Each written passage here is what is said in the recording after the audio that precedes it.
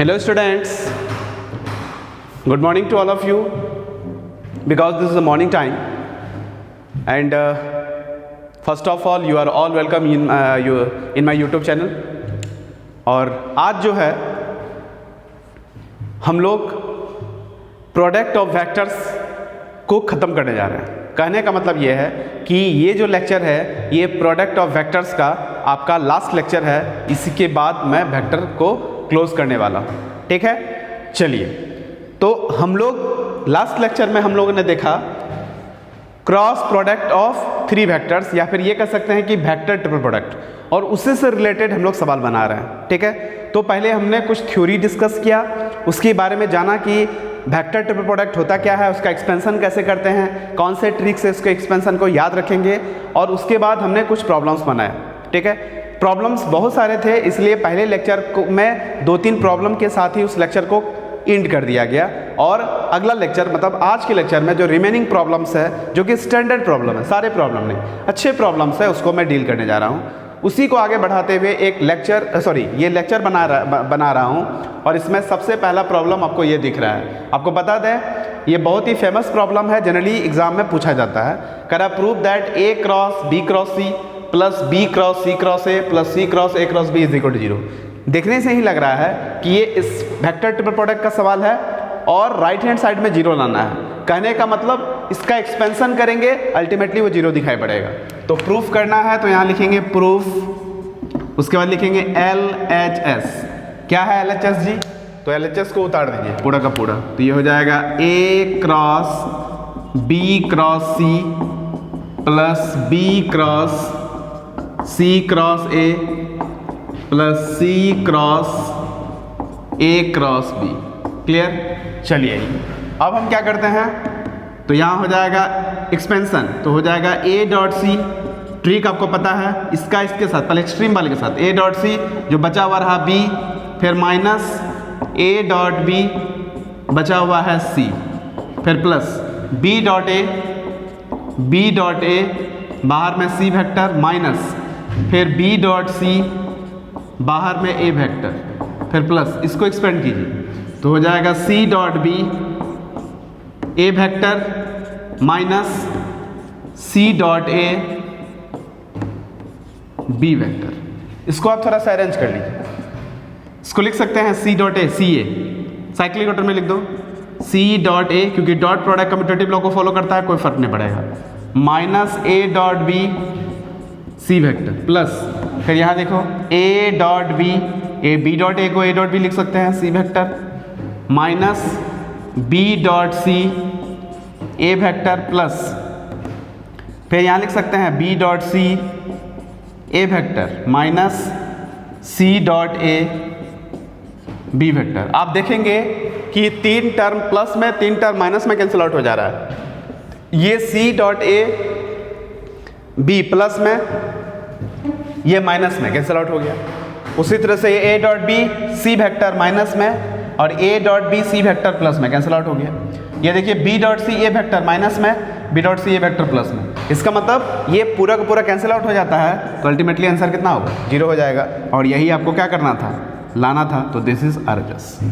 तो ऐसे सवाल बोलो, इस क्वेश्चन का जो सॉल्यूशन है वो सॉल्यूशन आप कब कर सकते हैं? वो सॉल्यूशन तब कर सकते हैं जब आपको इसका एक्सपेंशन पता हो। इसलिए मैंने कहा था कि वेक्टर ट्रिपल प्रोडक्ट में एक्सपेंशन बहुत मायने रखता है, और इसका ट्रिक भी आपको याद रखना है, क्योंकि बाय प्रोसेस अगर आप बनाइएगा तो बहुत ज़्यादा लेंदी हो जाएगा, लेकिन ट्रिक से अगर आप इसको याद रखिएगा तो बहुत ईजी वे में हैंडल कर सकते हैं। So let us see next problem.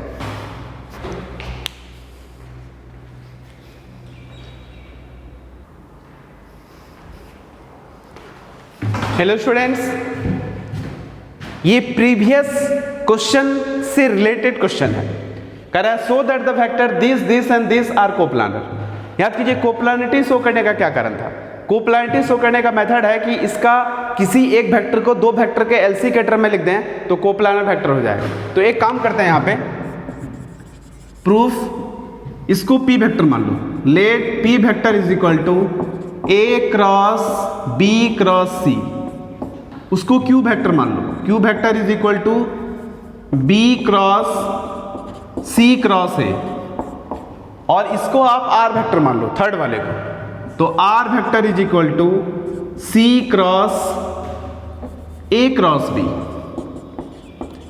तीनों का एडिशन कर दीजिए, तीनों को ऑपरेट कर देते हैं, तो हो जाएगा P plus Q plus R vector, कहने का मतलब इन तीनों का सम, तो हो जाएगा A cross B cross C plus B cross C cross A और C cross A cross B।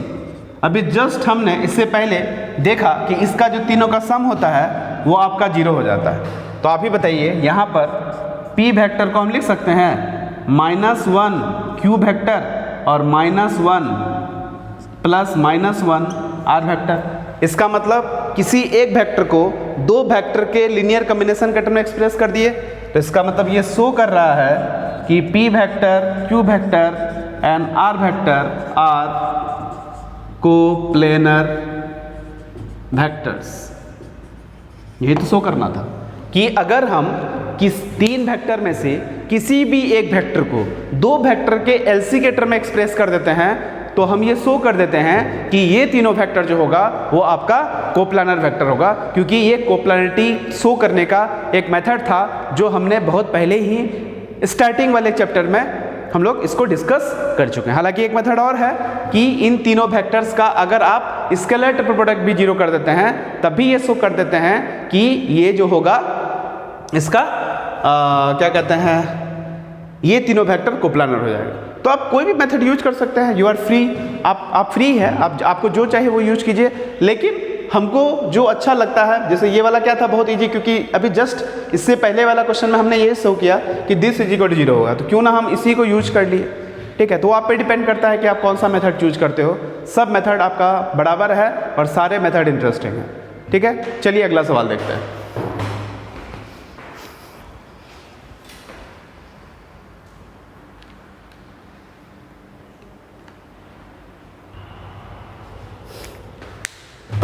Hello students, this problem is also very interesting and this question has already asked in many competitive examinations. बहुत सारे competitive exam में पूछा जा चुका है।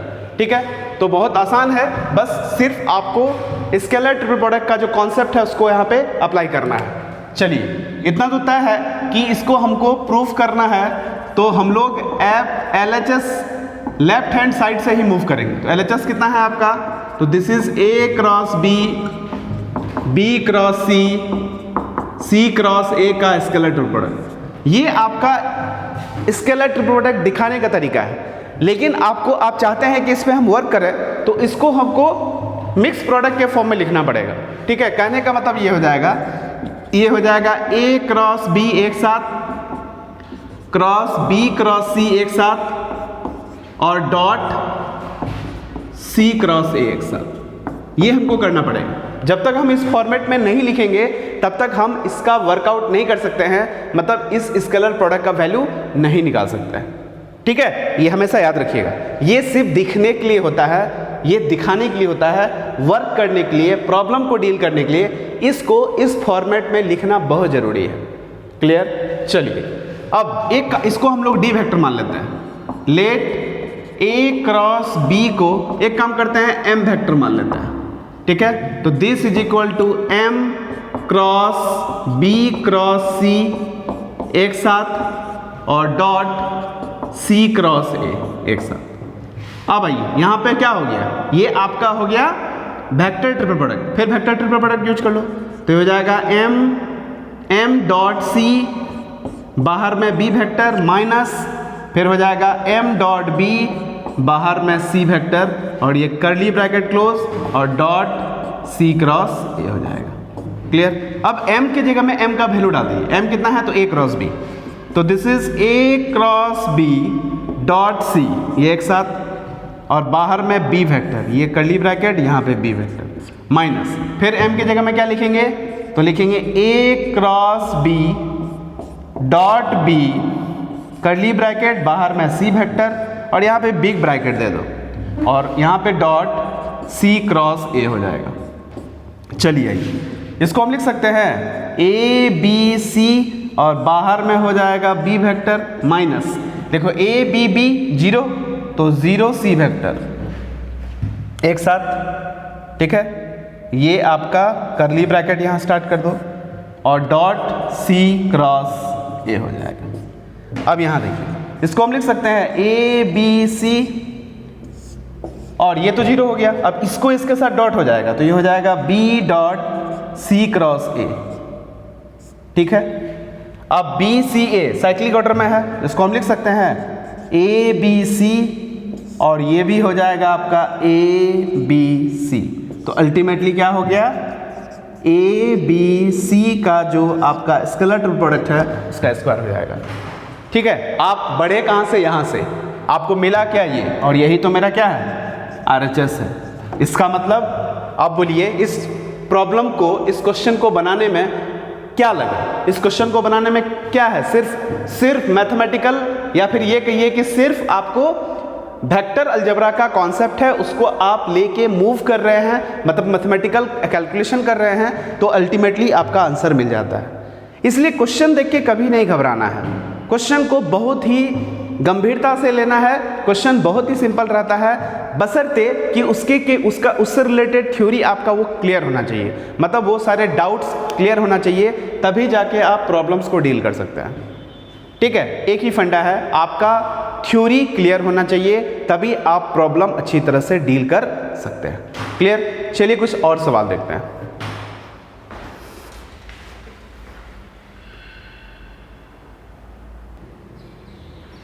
Hello students, ये problem जो आप देख रहे हैं ये प्रीवियस प्रॉब्लम से रिलेटेड है, ठीक है।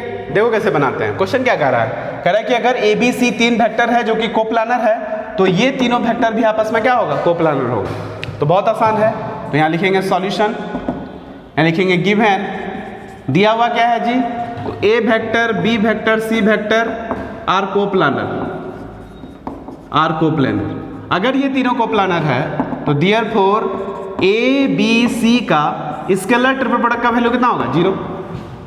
अब वी हैव, हमें पता है कि A cross B, B cross C, C cross A का स्केलर ट्रिपल प्रोडक्ट का जो वैल्यू है वो ए बी सी के स्केलर ट्रिपल प्रोडक्ट का स्क्वायर हो गया, और दिस इज इक्वल टू 0 दिया हुआ है, तो 0 का स्क्वायर 0 हो गया। इसका मतलब इन तीनों का स्केलर ट्रिपल प्रोडक्ट का वैल्यू कितना हो गया, 0। और हम जानते हैं कि कोई भी 3 वेक्टर का स्केलर ट्रिपल प्रोडक्ट का वैल्यू 0 हो गया, मीन्स दे आर कोप्लानर। तो ये इंप्लाई कर रहा है कि A cross B, B cross C, C cross A are coplanar vectors. कितना आसान है, मतलब इस क्वेश्चन को बनाने में आपको कितना समय लगा, बहुत ही कम, क्योंकि ये रिजल्ट आपको पता है। इसलिए कहते हैं practice makes a man perfect. जितना ज़्यादा प्रैक्टिस करोगे, जितना ज़्यादा क्वेश्चंस को डील करोगे, आपका निखार उतना ही बढ़ते जाएगा। मैथमेटिक्स भी यही चीज़ है, ठीक है। अगर आप चाहते हैं कि मैथमेटिक्स आपका बहुत अच्छा हो जाए, आप मैथमेटिक्स को एंजॉय करें, तो आपको पहले प्रॉब्लम के साथ जूझना पड़ेगा, आपको प्रॉब्लम्स को डील करना पड़ेगा, क्वेश्चंस बनाने पड़ेंगे। जितना से ज़्यादा क्वेश्चंस बनाइए उतना आपके लिए अच्छा है, ठीक है। चलिए देखते हैं नया प्रॉब्लम्स।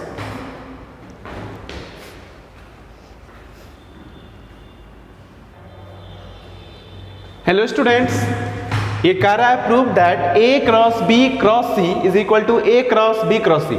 हमको पता है जनरली क्रॉस प्रोडक्ट, दो वेक्टर का क्रॉस प्रोडक्ट एसोसिएटिव लॉ को होल्ड नहीं करता है, जो कि हम प्रीवियस मतलब इसी चैप्टर के जो थ्योरी वाला पार्ट वाला लेक्चर था उसके प्रॉपर्टीज में मैंने डिस्कस किया था। लेकिन यहाँ कह रहा है कि नहीं, this is equal to this है, तो this is equal to this अगर होगा तो कब होगा, ये कंडीशन प्रोवाइड किया हुआ है। मतलब अगर ऐसा सिचुएशन है तभी जाके ये चीज़ हो सकता है। तो हम लोग क्या करेंगे, इसको लेके कैरी करते हैं, मतलब इसको लेके बढ़ते हैं आगे और देखते हैं क्या आता है। तो यहाँ लिखेंगे प्रूफ, ठीक है, इसको टेक करो, तो ये हो जाएगा A cross B cross C is equal to क्या हो जाएगा, A cross B cross C. चलिए इसको एक्सपेंड करते हैं, इम्प्लाई का साइन दोनों तरफ देते हैं, मतलब अगर ऐसा है तो इसके बाद हम ये मूव कर सकते हैं। तो ये हो जाएगा A dot C B vector minus B dot C A vector is equal to, यहाँ बोलो क्या होगा, A dot C B vector minus A dot B C vector. ये टर्म इसके साथ कैंसिल आउट हो गया, इंप्लाई का साइन दोनों तरफ दे दीजिए। फिर क्या होगा बोलो, minus B dot C A vector is equal to minus A dot B C vector. एक काम करो, इसको उठा के इधर लेके आ जाइए। This imply A dot B C vector minus B dot C A vector. This imply का साइन दोनों तरफ, इसको हम लिख सकते हैं ए डॉट बी सी है ना, तो हो जाएगा A cross B cross C, A cross B cross C, C cross A cross B, या फिर ए क्रॉस बी सी भी कर सकते हैं, क्योंकि ये जो है किसके किसके टर्म में लिखा हुआ है, सी और ए के टर्म में लिखा हुआ है, तो इसको हम लिख सकते हैं A cross C cross B. देखो तो A dot B C vector फिर माइनस सी डॉट बी या बी डॉट सी एक ही बात है, इज इक्वल टू 0। जरा सा गौर कीजिए, इस एक्सप्रेशन को आप वेक्टर ट्रिपल प्रोडक्ट में लिखना चाहें तो ऐसा लिख सकते हैं। क्लियर? तो आप जरा सा गौर कीजिए, अगर ये एक्सप्रेशन है तो ये है और ये एक्सप्रेशन है तो ये, मतलब ऐसा this is equal to this तब संभव है जब आपका A cross C cross B का वैल्यू क्या हो जाए, 0 हो जाए। ये जो मैं इंप्लाई का साइन दोनों तरफ देता हूं, इसी का मतलब होता है इफ एंड ओनली इफ। मतलब अगर ये और ये बराबर है तो ये इसके बराबर तब हो सकता है जब ये कंडीशन हो। इसको उल्टा भी प्रूफ करना रहता है, जब भी कोई question if and only if में लिखा हुआ रहे तो आपको इससे ये लाना है और इससे ये लाना है। तो हम लोग क्या करते हैं, एक ही तरफ से बनाते हैं, बट यहाँ पे इंप्लाई का साइन दोनों तरफ, इसको बोलते हैं बोथ साइड इम्प्लीफिकेशन। दोनों तरफ इम्प्लीफिकेशन का साइन दे दीजिए, इससे आपको रिवर्स में बनाने की जरूरत नहीं है, ये ऑटो में रिवर्स में बन जाता है। इसका मतलब ये टॉप से बॉटम भी जा रहा है और बॉटम से टॉप भी जा रहा है। ठीक है, ये इसको बनाने का तरीका है। बहुत लोगों को पता ही नहीं रहता है, बहुत लोग कहते हैं इफ एंड ओनली इफ का मतलब सिंपली इफ है, ऐसा कुछ नहीं। इफ और आई डबल एफ इफ दोनों का मीनिंग अलग अलग होता है। मैथमेटिक्स में कभी भी आई डबल एफ इफ लिखा हुआ रहे, इसका मतलब उस प्रॉब्लम को बनाने के लिए आपको फॉरवर्ड और रिवर्स दोनों तरफ से बनाना पड़ता है। एक होता है नेसेसरी पार्ट, दूसरा होता है सफिशिएंट पार्ट। एक होता है इफ पार्ट, एक होता है ओनली इफ पार्ट। जब तक आप दोनों तरफ से नहीं बनाओगे, अगर इस क्वेश्चन का मार्किंग 10 मार्क्स दिया हुआ है अगर और आप इसको सिर्फ एक तरफ से बना रहे हो तो आपको आधे मार्क्स मतलब 5 ही मार्क्स मिलेंगे, आधा आपका छट जाएगा। ये मैथमेटिक्स का रूल होता है। इसलिए मैं यहाँ पे आपको क्लियर कट बता देना चाह रहा हूँ, जब भी इफ एंड ओनली इफ का सवाल हो और आप चाहते हैं कि दोनों साइड से बने, तो ये इम्प्लाई का साइन, बोथ साइड इम्प्लीफिकेशन का साइन देते जाइएगा, आपका ऑटो में ये रिवर्स में ही बन जाता है। ठीक है, तो ये क्वेश्चन आपका बहुत इंटरेस्टिंग है और ये आपको आना चाहिए। चलिए देखते हैं कुछ और सवाल।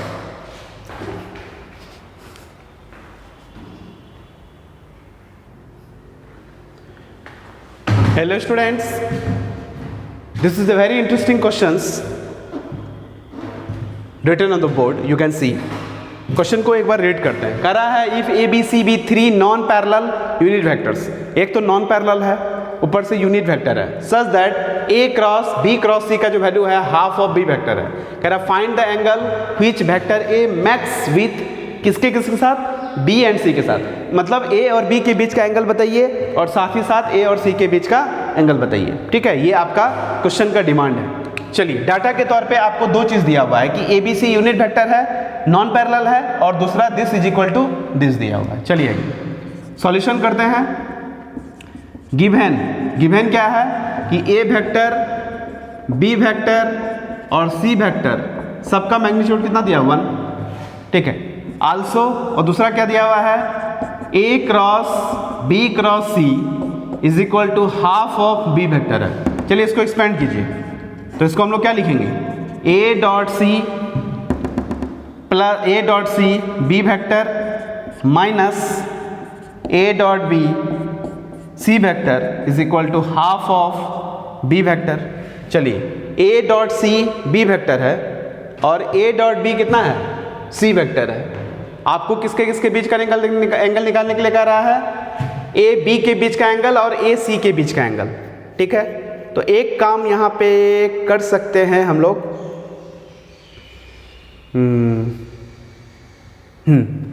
अब जरा सा गौर कीजिए, ये जो पूरा का पूरा है ये हाफ ऑफ बी वेक्टर है, इसका मतलब सी यहाँ गायब है, और सबके सब आपका यूनिट वेक्टर है, इसका मतलब जरूर यहाँ पे ए वाला टर्म क्या होगा, 0 होगा।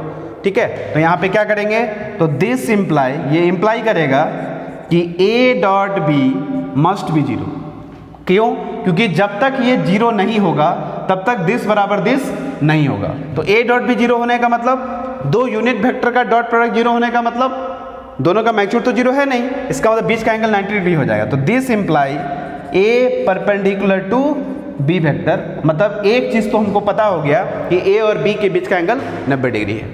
ठीक है, तो देयरफॉर जब ये टर्म 0 हो जाएगा तो यहाँ से A dot C B vector is equal to half of B vector हो जाएगा। तो यहाँ लिख सकते हैं ऑन कंपेयरिंग, कंपेयर करने पर हम लिख सकते हैं A dot C is equal to half.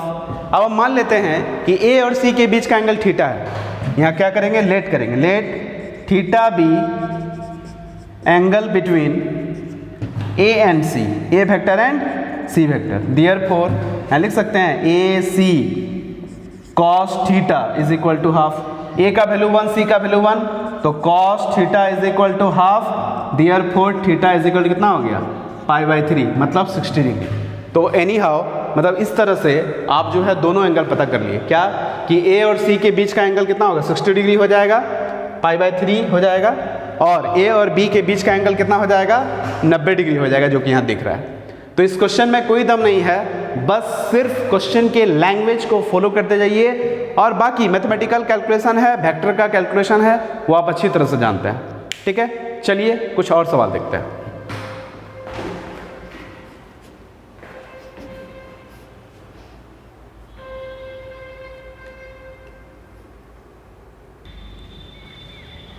Hello friends, ये बहुत इंटरेस्टिंग क्वेश्चन है और लॉजिकली बहुत स्ट्रांग क्वेश्चन है, और सिस्टमेटिक वे से बनाते हैं तो ये क्वेश्चन आराम से बनता है।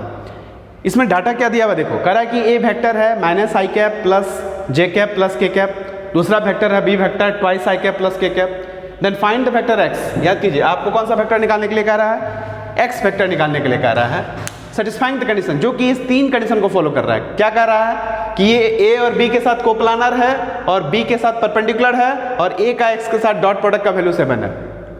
थोड़ा सा गौर कीजिए, ये दो डाटा, मतलब नंबर 1 और नंबर 2 को अगर हम एक साथ कंसिडर करें तो ए बी के साथ कोप्लानर और बी के साथ परपेंडिकुलर, तो रिक्वायर्ड वेक्टर जो एक्स है वो हम लिख सकते हैं। ठीक है, तो यहाँ लिखेंगे सॉल्यूशन, यहाँ लिखेंगे रिक्वायर्ड वेक्टर एक्स, जो कि एक्स वेक्टर है, तो रिक्वायर्ड वेक्टर एक्स बराबर क्या होगा, तो एक लेमडा अननोन, क्योंकि हम एग्जैक्ट तो लिख नहीं सकते हैं, तो lambda is equal to B cross, ये हो जाएगा ए क्रॉस बी, क्योंकि हमको पता है कि ब्रैकेटेड वाले टर्म के साथ कोप्लानर होता है, तो ए और बी के साथ कोप्लानर क्वेश्चन दिया हुआ है, और जो है वो बी के साथ परपेंडिकुलर है, तो ये बी बाहर हो गया तो परपेंडिकुलर हो गया। क्लियर? तो ये चीज़ आपका क्लियर हो गया कि x एक ऐसा वेक्टर है जो b के साथ परपेंडिकुलर है और a और b के प्लेन में है। क्लियर? चलिए आइए, अब यहाँ पे अननोन क्या है, क्योंकि a और b तो हमको सब पता है, अननोन है यहाँ पर आपका लेमडा। अगर ये लेमडा मिल जाएगा तो सवाल आपका बन जाएगा। तो ये काम करते हैं, इसको हम लोग एक्सपेंड कर देते हैं, तो दिस इज इक्वल टू, यहाँ लेमडा लिख दीजिए, ये क्या होगा b डॉट b, तो हो जाएगा b square a vector minus b dot a, और बाहर में b dot a b vector एक साथ। चलिए b स्क्वायर मतलब b का मैग्नीट्यूड, b का मैग्नीट्यूड कितना है, तो 4 + 1 5 का स्क्वायर रूट 5, रूट 5 का स्क्वायर 5a वेक्टर हो जाएगा लेमडा, और माइनस a डॉट b या b डॉट a कितना हो जाएगा, तो -2 + 1 दैट इज -1, तो ऑलरेडी प्लस हो जाएगा और ये हो जाएगा b वेक्टर। क्लियर? चलिए, अब ये लेमडा का वैल्यू अननोन है और x डॉट लेमडा का वैल्यू कितना दिया हुआ है 7, तो इसको डॉट कर देते हैं किसके साथ, a वेक्टर के साथ, तो therefore a dot x vector is equal to, यहाँ लेमडा ये हो जाएगा 5a डॉट a मतलब a का स्क्वायर, और प्लस ये हो जाएगा a डॉट b। चलिए, इसका वैल्यू कितना दिया हुआ 7 क्वेश्चन में, लेमडा 5a का स्क्वायर, a का मैग्नीट्यूड कितना है, तो 1 + 1 + 1 रूट 3, तो ये हो जाएगा 3, तो हो जाएगा 15, और a डॉट b कितना है, तो a डॉट b हम लोग पहले ही देख चुके हैं, -1 आया था, तो ये हो जाएगा 14, तो देयरफॉर यहाँ से लेमडा का वैल्यू कितना हो जाएगा, हाफ। जब लेमडा का वैल्यू हाफ हो गया तो आई होप कि आपको x का वैल्यू मिल गया। तो x का वैल्यू कितना आया, तो half of 5a vector plus b vector. अब बताइए a और b दोनों का वैल्यू पता है, वैल्यू डाल दीजिए। तो 5a तो ये हो जाएगा half of -5i cap plus 5j cap plus 5k cap plus b vector, तो twice i cap plus k cap एक साथ कर दीजिए। तो ये हो जाएगा तुम्हारा -3, तो half of thrice i cap minus में प्लस 5j कैप और प्लस 6k कैप। यही आपका फाइनल आंसर है। एक बार मैं आंसर को मैच करा लेता हूँ। ठीक है, minus thrice i cap plus 5j cap plus 6k cap divided by 2। Clear है, ये आप देख सकते हो। तो इस क्वेश्चन में कोई दम नहीं था। ये क्वेश्चन बहुत ही आसान क्वेश्चन है, सिर्फ आपको इसके लैंग्वेज को फॉलो करना है। और इसके लैंग्वेज को कैसे फॉलो करना है, तो जब तक आपको थ्योरी पे कमांड नहीं रहेगा तब तक आपके माइंड पे ये स्ट्राइक करेगा ही नहीं कि रिक्वायर्ड वेक्टर हम ये लिख सकते हैं। ये तभी लिख सकते हैं जब आपको थ्योरी का डिटेल इन्फॉर्मेशन या डिटेल नॉलेज आपके पास होगा। ठीक है, कुछ और सवाल है, चलिए देखते हैं कुछ और सवाल।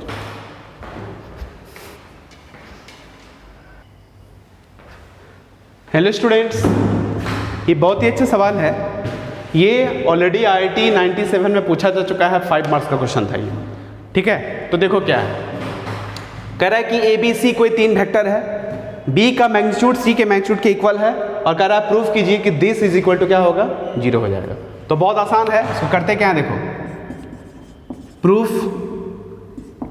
एक काम करते हैं, यहाँ पे लेट a प्लस बी को, ये वेक्टर है आपका, a प्लस बी को आप R1 वेक्टर मान लीजिए, a प्लस सी को R2 वेक्टर मान लीजिए, और b प्लस सी को R3 वेक्टर मान लीजिए, ये हम माने हैं। तो देयरफॉर LHS कितना हो जाएगा, तो ये हो जाएगा R1 क्रॉस R2, ठीक है, क्रॉस B क्रॉस C एक साथ, और डॉट R3 वेक्टर। ये हमको लेके चलना है। अब जरा सा गौर कीजिए, यहाँ पे ट्रिपल क्रॉस प्रोडक्ट का वैल्यू है, तो इसको लिख सकते हैं R dot B cross C, इसके साथ डॉट और बाहर में R2 वेक्टर माइनस, फिर इसके साथ, तो हो जाएगा R dot B cross C और बाहर में R1 वेक्टर, ये पूरा का पूरा एक साथ, और डॉट R3 वेक्टर। चलिए, ये R1 वेक्टर है और ये R2 वेक्टर। अब ये R1 का जो वैल्यू है वो वैल्यू रख दीजिए। अब R1 का वैल्यू कितना है, तो R1 का वैल्यू है a plus B vector dot B cross C एक साथ, ठीक है, ये कर्ली ब्रैकेट, बाहर में R2 वेक्टर, फिलहाल R2 वेक्टर यहाँ रहने देते हैं माइनस, यहाँ पे R2 का वैल्यू रख दो। R2 का वैल्यू है a प्लस सी, तो हो जाएगा a plus C vector dot B cross C curly bracket close, बाहर में R1 वेक्टर और डॉट, अब ये बिग ब्रैकेट दे दीजिए और यहाँ पे R3 वेक्टर। इसको वर्कआउट कीजिए, तो a डॉट डिस्ट्रीब्यूटिव लॉ, तो a डॉट बी क्रॉस सी, तो यहाँ लिखेंगे a b c एक साथ हो गया, ठीक है, a डॉट बी क्रॉस सी और b डॉट बी क्रॉस सी, तो अल्टीमेटली कितना हो गया, +0, ये पूरा का पूरा, और बाहर में हो गया R2 वेक्टर माइनस, फिर यहाँ देखो a b c, तो ये हो जाएगा a b c, ठीक है, और ये c b c तो खत्म, तो हो जाएगा 0 + 0, ठीक है, और बाहर में कर्ली ब्रैकेट, और ये हो जाएगा R1 वेक्टर। क्लियर, और दिस इज इक्वल टू, और ये बिग ब्रैकेट यहाँ से क्लोज कर लीजिए और यहाँ पे डॉट R3 वेक्टर। यहाँ देखो ए बी सी वेक्टर, ये बी सी, तो ए बी सी बाहर, तो हो जाएगा ए बी सी बाहर, ये हो जाएगा A vector B vector C vector का स्केलर ट्रिपल प्रोडक्ट बाहर, और यहाँ बचा आपका R2 vector minus R1 vector एक साथ, और ये कर्ली ब्रैकेट दे दीजिए और बाहर में R3 वेक्टर। ये ABC वेक्टर का scalar product R2 minus R1 करेंगे तो क्या होगा, देखो तो R2 माइनस R1 कहाँ गया, तो R2 में R1 घटाते हैं तो ये हो जाएगा C माइनस B, तो ये हो जाएगा C vector minus B vector, ठीक है। और डॉट क्या हो जाएगा,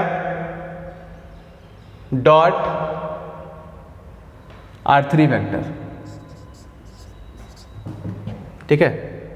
चलिए ये अब ये R3 वेक्टर कितना है, तो C प्लस B वेक्टर, तो ये हो जाएगा ABC का स्केलर ट्रिपल प्रोडक्ट, और जैसे ही यहां रखेंगे तो हो जाएगा C square minus B square, और क्वेश्चन में दिया हुआ है कि C और B का मैग्नीट्यूड सेम है, इसलिए आंसर कितना होगा, 0 हो जाएगा, और यही मेरा क्या है, RHS है। मतलब इस क्वेश्चन में भी कुछ नहीं है, सिर्फ आपका मैथमेटिकल अप्रोच है, आप मैथमेटिकली इसको आगे लेके बढ़िए, आपका सवाल आराम से बन जाता है, जैसा कि मैं आपको यहाँ पे दिखा चुका हूँ। तो आई होप कि आपको ये ट्रिपल क्रॉस प्रोडक्ट का जो प्रॉब्लम है ये आपको अच्छी तरह से समझ में आया होगा, और आप में ये कॉन्फिडेंट भी जगह होगा कि अगर क्वेश्चन पूछा जाता है एग्ज़ाम में तो हम लोग इसको वहाँ पे क्वेश्चन को अच्छी तरह से बना के आएंगे, एक्यूरेटली बना के आएंगे, ताकि हमको पूरा का पूरा मार्क्स मिल सके, ठीक है। तो इसी के साथ मैं पूरे वेक्टर एनालिसिस को यहाँ पे क्लोज करता हूँ, और फिर मैं आपसे एक बात कहूँगा कि अगर आप अभी तक मेरे चैनल को सब्सक्राइब नहीं किए हैं तो प्लीज़ सब्सक्राइब इट, क्योंकि मैं ज़्यादा बोलता नहीं हूँ सब्सक्राइब करने के बारे में, लेकिन अगर आप कीजिएगा तो आप ही को बेनिफिट होगा, क्योंकि जब भी मैं एक नया पोस्ट नया वीडियो अपलोड करूँगा तो उसका नोटिफिकेशन आपको तुरंत मिल जाएगा, ठीक है। और अगर आप JEE एस्पायरेंट्स हैं तो आपके लिए ये सारे वीडियोज़ बहुत ही इंपॉर्टेंट है, आप घर बैठे ही आराम से प्रिपरेशन कर सकते हैं। मैं ये गारंटी दे सकता हूँ कि आप प्रीवियस ईयर का क्वेश्चन पेपर देखिए, आपको ज़्यादा से ज़्यादा क्वेश्चंस आपके बनेंगे, इस बात का मैं यहाँ पे आपको गारंटी दे सकता हूँ। आप मेरा कोई भी थ्योरी पढ़ें, उससे रिलेटेड प्रॉब्लम्स बनाएं, और हो सके तो आप प्रीवियस ईयर के क्वेश्चन पेपर को पलट के देख लीजिए, आपको ज़रूर क्वेश्चंस का कॉन्सेप्ट, क्वेश्चंस को बनाने का तरीका वो सब मिलता जुलता नज़र आएगा, ठीक है। तो इतना ही कह के इस लेक्चर को क्लोज करते हैं। Keep watching my videos and happy learning.